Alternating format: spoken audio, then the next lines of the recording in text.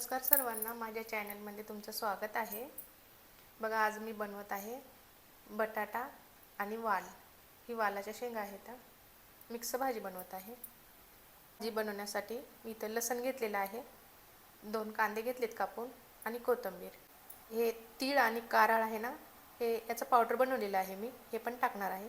हे धने आणि खोबरं याचं पण पावडर बनवलेलं आहे, हे पण टाकणार आहे। गॅस ऑन करायचा, त्याच्यावरती कढई ठेवायची। कढई गरम झालेली आहे, तेल टाकायचे याच्यामध्ये। तेल गरम झालेलं आहे, थोडं हिंग टाकायचं, जिरे टाकायचे, कांदा टाकायचा। कांद्याला चांगलं परतायचं, थोडं मीठ टाकायचं।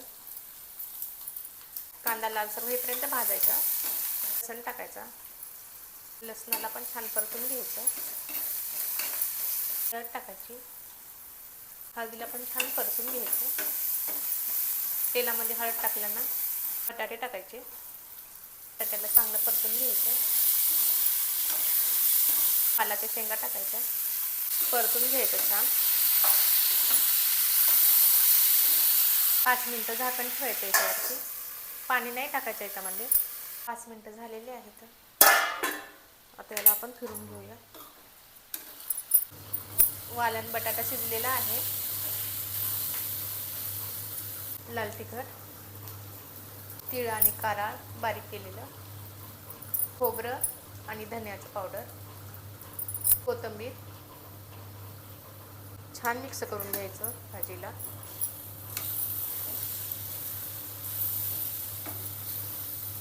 वरती थोडासा पाण्याचा शिडकावा मारायचा असा, परत मिक्स करून परतून घ्यायचं याला छान। 2 मिनिटासाठी झाकण ठेवायचं। बघू शकता 2 मिनिटं झालेली आहेत, भाजी झालेली आहे।